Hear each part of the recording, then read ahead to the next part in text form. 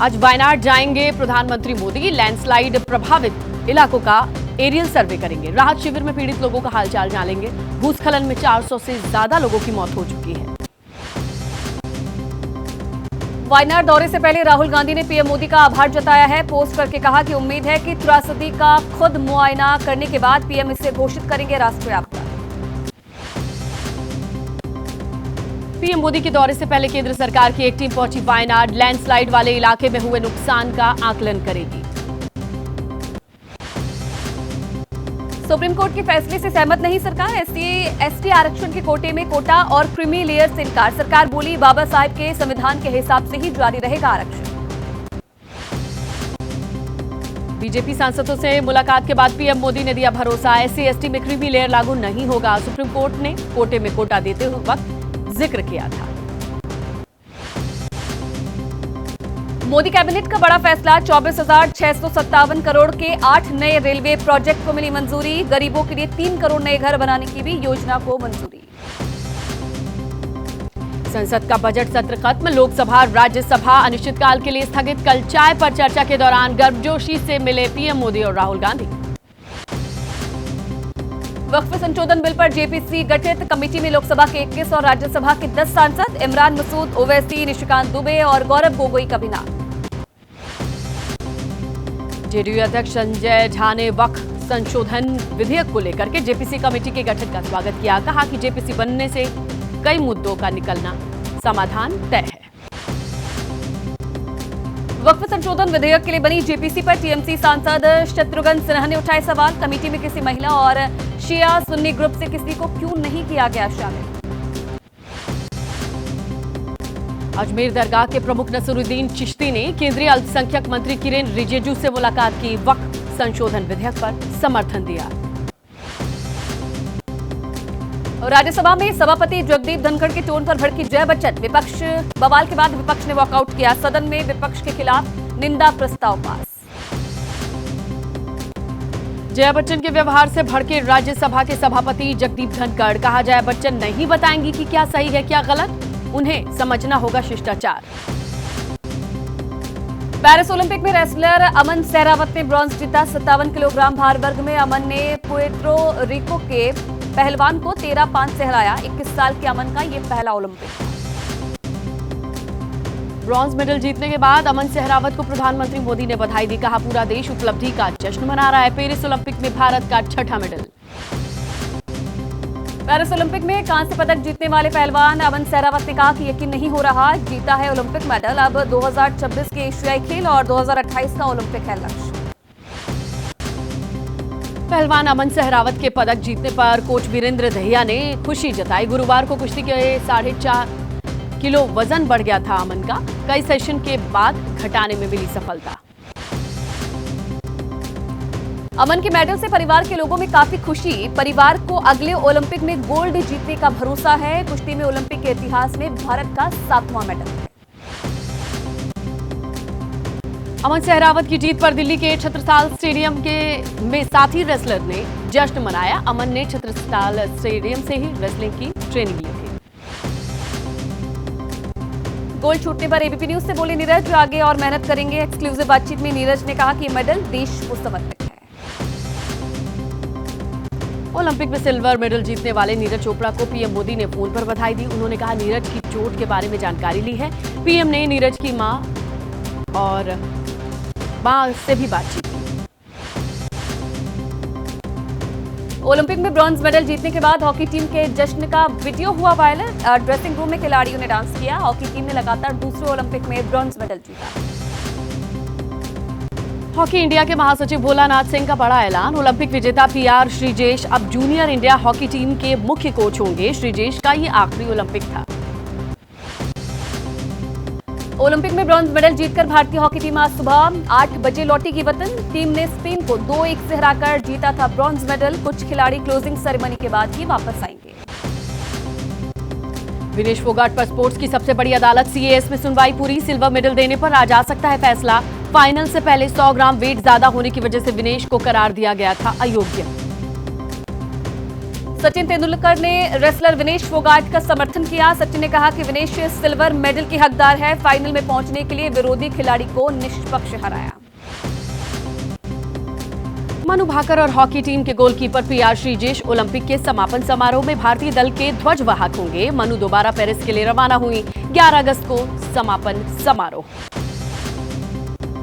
कांग्रेस सांसद राहुल गांधी ने ओलंपिक में 2 मेडल जीतकर लौटी शूटर मनु भाकर से मुलाकात करके उन्हें बधाई दी। पेरिस लौटने से पहले मनु पंजाब के सीएम भगवंत मान और हरियाणा के सीएम नायब सिंह सैनी से भी मिली।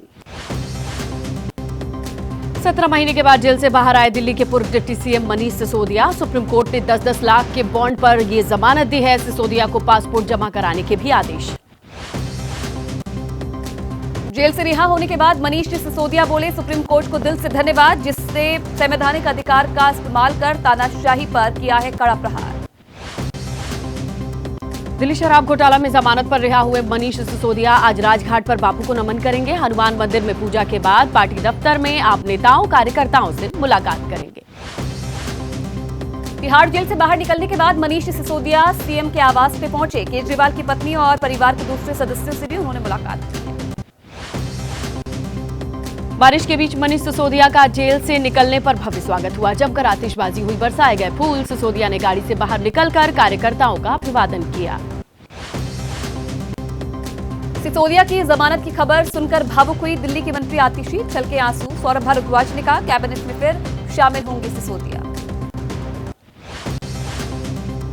बीजेपी का बयान, कोर्ट ने जमानत दी है, इसका मतलब ये नहीं कि सिसोदिया आरोप मुक्त हो गए हैं। सिसोदिया ने दिल्ली के बच्चों को पाठशाला से मधुशाला तक ले जाने का काम किया है।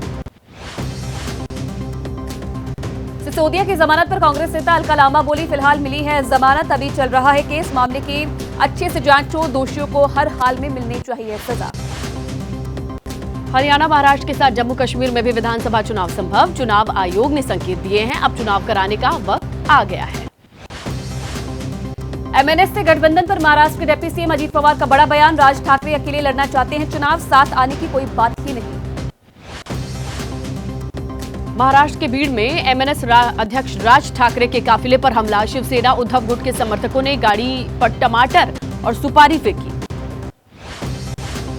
राज ठाकरे के काफिले पर हमले का विरोध, मुंबई में एमएनएस कार्यकर्ताओं ने प्रोटेस्ट किया, आरोपियों को पकड़ने की मांग। मुंबई के पूर्व कमिश्नर परमबीर सिंह ने संगीन आरोप लगाए हैं। उद्धव सरकार में ट्रांसफर पोस्टिंग के लिए आते थे पैसे। अनिल देशमुख पर 100 करोड़ घूस लेने का आरोप सही बताया। आज 8 क्षेत्रों में सहकारी चीनी मिलों को दिया जाएगा राष्ट्रीय दक्षता पुरस्कार। समारोह में चीफ गेस्ट के तौर पर शामिल होंगे केंद्रीय गृह मंत्री अमित शाह। गुजरात के राजकोट में आज बीजेपी की तिरंगा यात्रा। केंद्रीय स्वास्थ्य मंत्री, पार्टी अध्यक्ष जेपी नड्डा यात्रा में शामिल होंगे। यूपी के सीएम योगी आदित्यनाथ आज रहेंगे वाराणसी के दौरे पर। काशी विश्वनाथ मंदिर में पूजा के बाद जैन सम्मान समारोह में भी शिरकत करेंगे। मध्य प्रदेश में आज एक साथ 25,000 जगहों पर रक्षाबंधन कार्यक्रम लाडली बहनों के खाते में डाले जाएंगे। योजना के 1250 रुपए, रक्षाबंधन के अलग से मिलेंगे 250 रुपए। हरियाणा के स्कूलों में अब गुड मॉर्निंग की जगह जय हिंद बोलने का आदेश। शिक्षा विभाग ने कहा, बच्चों में देश के प्रति बढ़ेगी सम्मान की भावना। यूपी से दिल्ली पहुंचे करीब 100 छात्रों को पुलिस ने हिरासत में लिया। एनटीए का विरोध करने जंतर मंतर पहुंचे थे ये स्टूडेंट। कोलकाता के सरकारी अस्पताल में मिला महिला ट्रेनी डॉक्टर का शव। परिजनों ने लगाया रेप का आरोप। सूत्रों के मुताबिक ममता बनर्जी ने परिवार को किया फोन, दिया कार्रवाई का भरोसा। सूत्रों के मुताबिक अस्पताल में सुबह 3 बजे से 6 बजे के बीच महिला डॉक्टर की हत्या हुई है। पोस्टमार्टम की शुरुआती रिपोर्ट में हत्या की पुष्टि है। शव पर मिले हैं जख्मों के निशान। अस्पताल की 3 सदस्यीय कमेटी कर रही है जांच। ड्यूटी पर मौजूद 5 लोगों से पुलिस ने पूछताछ की है। पुलिस अधिकारी के मुताबिक शव पर कई जगह मिले हैं खरोंच के निशान। ट्रेनी डॉक्टर की हत्या के खिलाफ डॉक्टर्स ने निकाला कैंडल मार्च। बीजेपी कार्यकर्ताओं ने भी प्रोटेस्ट किया। अस्पताल में हड़ताल, सिर्फ इमरजेंसी वार्ड में ही हो रहा है इलाज। बीजेपी नेता अमित मालवीय ने एक्स पोस्ट करके साधा निशाना। अपराध को छिपाने की कोशिश कर रही है ममता सरकार। कहा, संदेश खाली से लेकर कोलकाता तक बंगाल में कोई महिला सुरक्षित नहीं। बंगाल के कूच बिहार सीमा पर बांग्लादेश के हजारों लोग इकट्ठा हुए। बीएसएफ ने बांग्लादेशियों की घुसपैठ की कोशिश को नाकाम की। बॉर्डर पर सुरक्षा बलों के लिए चुनौती भरे हालात। बांग्लादेश में हिंदुओं की सुरक्षा के लिए बीएचपी नेताओं ने की गृह मंत्री अमित शाह से मुलाकात। बजरंग बागड़ा ने कहा कि हिंदुओं और अल्पसंख्यकों की सुरक्षा के लिए जल्द कार्रवाई हो। यूपी के डिप्टी सीएम केशव प्रसाद मौर्य ने बांग्लादेश में जारी हिंसा पर जताई गहरी चिंता। हिंदुओं के घरों में तोड़फोड़ और आगजनी को बताया गलत। सोशल मीडिया पर बांग्लादेशी बताकर पीटने का वीडियो वायरल है। केस दर्ज है। आरोपियों की पहचान हुई है। दिल्ली के शास्त्री पार्क फ्लाईओवर के नीचे कुछ लोगों ने एक शख्स की पिटाई की थी। यूपी के कई जिलों में किसानों ने निकाली ट्रैक्टर तिरंगा यात्रा। किसान संयुक्त मोर्चा ने 10 मांगों को लेकर प्रोटेस्ट मार्च किया। गाजियाबाद में डीएम ऑफिस के सामने ट्रैक्टर लेकर पहुंचे किसानों का प्रदर्शन। तिरंगा यात्रा के दौरान किसान नेताओं को हिरासत में लेने का आरोप। आईएनएस चिल्का में अग्निवीरों के चौथे बैच की पासिंग आउट परेड। 216 महिला समेत 1390 नौसेना अग्निवीर हुए शामिल। तेलंगाना के निजामाबाद में एसीबी का छापा। नगर निगम अधीक्षक के घर से करोड़ों की नकदी जब्त की गई है। 2 करोड़ 93 लाख कैश के साथ 1 करोड़ 98 लाख की संपत्ति जब्त। भोपाल में घर में घुसकर युवती से छेड़छाड़ करने वाले 2 आरोपियों को बेल। गिरफ्तारी के दिन ही कोर्ट से मिल गई जमानत। वारदात के बाद पीड़ित था की तबीयत खराब। जम्मू के बस स्टैंड इलाके से 33 करोड़ की हेरोइन बरामद हुई है। सूचना मिलने पर पुलिस ने कार्रवाई की है। पंजाब के रहने वाले एक आरोपी की भी गिरफ्तारी की गई है। नोएडा में नैनीताल बैंक से 16 करोड़ 95 लाख की ठगी का मामला। एक आरोपी गिरफ्तार। फ्रीज की गई 2 करोड़ 8 लाख की रकम। बैंक का सर्वर हैक कर वारदात को दिया गया था अंजाम। राजस्थान के जोधपुर में चोरों के गैंग का भंडाफोड़। 100 से अधिक चोरियों को अंजाम दिया था। घरों में चोरी के साथ साथ ट्रांसफार्मर भी चुरा ले जाते थे आरोपी। जयपुर में एक शादी समारोह से करीब 1 करोड़ 50 लाख के गहने चोरी हो गए। 14 साल के बच्चे और उसके साथी ने दिया वारदात को अंजाम। डेस्टिनेशन वेडिंग के लिए हैदराबाद से आया था ये परिवार। महाराष्ट्र के पुणे में एसयूवी ने बाइक सवार को 300 मीटर तक घसीटा। बाइक पर सवार 2 लोग गंभीर रूप से घायल हो गए। पूरी घटना सीसीटीवी कैमरे में कैद। उत्तराखंड के चंपावत में उपनाते नाले के बीच बही तीर्थयात्रियों की जीप। एनडीआरएफ की टीम ने 7 यात्रियों को रेस्क्यू किया। 1 महिला की मौत। 2 लापता यात्रियों की तलाश जारी। हिमाचल प्रदेश में बारिश से बिगड़े हालात। शिमला में हुआ भारी लैंडस्लाइड। मलबे के साथ सड़क पर आया पेड़। रास्ता हुआ बंद।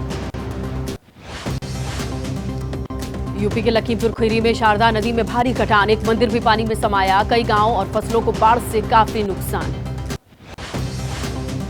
वाराणसी में गंगा नदी उफान पर है। जलस्तर बढ़ने से कई घाट पानी में डूब चुके हैं। दशाश्वमेध घाट पर होने वाली आरती की जगह बदल दी गई है। छत पर हो रही है गंगा आरती।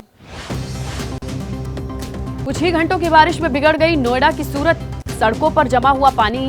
कुछ इलाकों में लोगों को जाम का सामना करना पड़ा। कल दिल्ली में हुई बारिश ने बढ़ाई लोगों की परेशानी। कई इलाकों में सड़कों पर भरा पानी। मयूर विहार फेज 2 जाने वाला अंडरपास भी पानी में डूबा। दिल्ली में आज बारिश का येलो अलर्ट। हिमाचल, उत्तर प्रदेश, मध्य प्रदेश, राजस्थान के कई हिस्सों में भी भारी बारिश का अलर्ट। भारी बारिश के बाद पटना में गंगा नदी खतरे के निशान के पार चल रही है। निचले इलाकों में मंडराया बाढ़ का खतरा। कई इलाकों में घुसा गंगा का पानी। सीएम नीतीश कुमार ने गंगा के बढ़ते जलस्तर का जायजा लिया। अधिकारियों को आपदा से निपटने के आदेश दिए। पटना में गंगा नदी के किनारे बसे लोगों में बाढ़ की दहशत है। पानी की चपेट में आ चुकी है फतुहा की कई सड़कें। अब घर डूबने का खतरा है। मदद की गुहार लोग लगा रहे हैं। बिहार के बक्सर में गंगा का बढ़ रहा है तेजी से जलस्तर। रिहायशी इलाकों में बाढ़ का खतरा। गंगा का पानी खतरे के निशान से ऊपर।